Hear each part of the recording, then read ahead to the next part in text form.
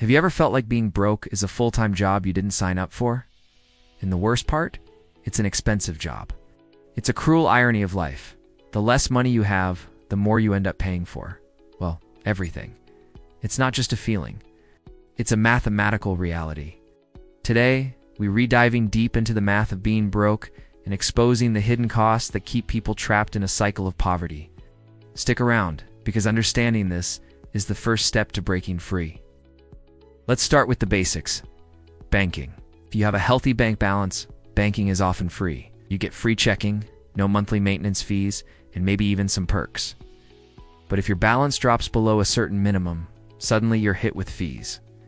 A $10 monthly fee might not sound like much, but that's $120 a year. That's money you could have used for groceries or a utility bill. Then there are overdraft fees. You accidentally spend $5 more than you have, and bam, you're slapped with a $35 overdraft fee. You just paid $40 for a $5 coffee. It's a penalty for not having enough money, which makes you have even less money. It's a vicious cycle. For millions of people without access to traditional banks, the costs are even higher. Check cashing services can take a significant percentage of your hard-earned paycheck. And payday loans are a notorious trap with astronomical interest rates that can easily double or triple the amount you originally borrowed. Now let's talk about shopping. When you have money, you have the luxury of choice. You can buy in bulk at warehouse clubs like Costco or Sam's Club, which drastically lowers the per unit cost of everything from toilet paper to chicken breasts. You can stock up when there's a big sale. You can afford to buy a higher quality, more durable pair of shoes that will last for years. But when you're broke, you're forced to think short term. You can't afford the $50 membership fee for the warehouse club, let alone the $300 to stock your pantry. So you buy the smallest, cheapest package of toilet paper from the corner store, which has a much higher per roll cost. You buy a $20 pair of flimsy shoes that fall apart in 3 months, meaning you have to buy another pair and another. Over the course of a year, you might spend $80 on cheap shoes, while someone with more upfront cash spent $50 on a pair that will last them 3 years. You've paid more for a worse product. This applies to everything.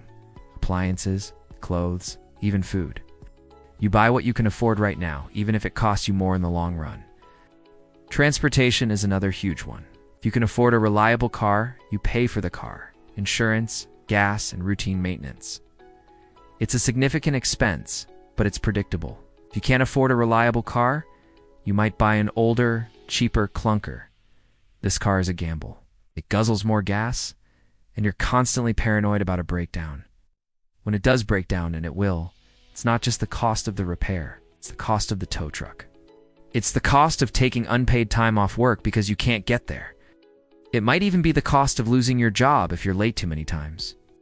For those who can't afford a car at all, the costs pile up differently. Public transportation can be time-consuming, adding hours of unpaid travel time to your day. Time is money, right? A 1-hour commute each way means you're re-spending 10 extra hours a week just getting to and from a 40-hour job. That's time you could be working a second job, learning a new skill, or just resting so you're not exhausted. If the bus doesn't run late, you might have to pay for an expensive Uber or taxi. Again, you're paying a premium for not having the capital for a more efficient solution. Let's not forget about housing. This is where the poverty premium is incredibly stark. To rent an apartment, you typically need to pay the first month's rent, the last month's rent, and a security deposit all at once. That can be thousands of dollars. If you don't have that lump sum, you're locked out of the standard rental market. This pushes people towards less desirable options like weekly rate motels or extended stay hotels. While the weekly rate might seem manageable if you add it up over a month, it's often double or triple the cost of a regular apartment. And for that exorbitant price, you get a tiny room with no kitchen, forcing you to eat expensive takeout for every meal. Plus, you have no stability and can be asked to leave with very little notice. Landlords also use credit scores to screen tenants.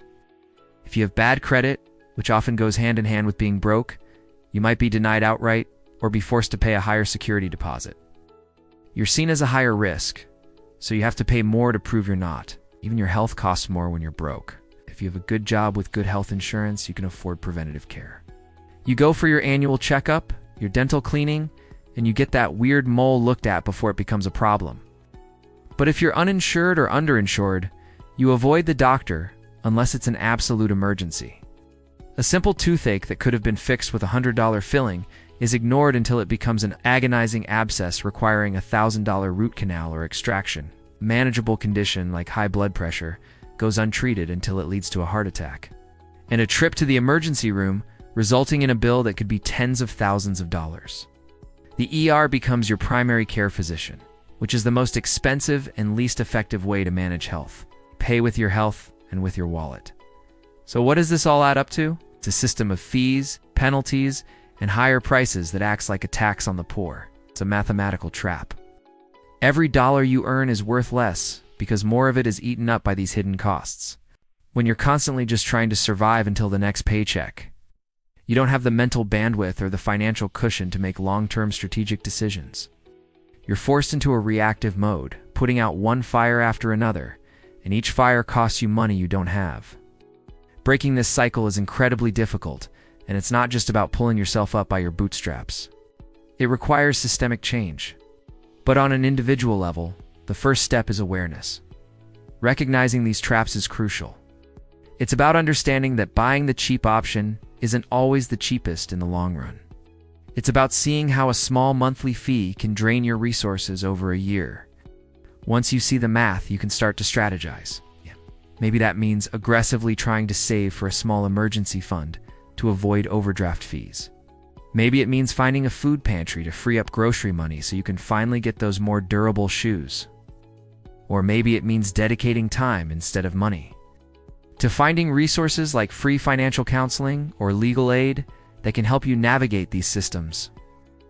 It's a tough fight, but understanding the math of being broke is the first weapon you have in your arsenal. It's not just about money, it's about reclaiming your future. Thank you so much for watching. If this video opened your eyes to the real cost of poverty, please give it a thumbs up and share it. Let's get this conversation going. And don't forget to subscribe for more content that breaks down the complex issues shaping our world. See you in the next one.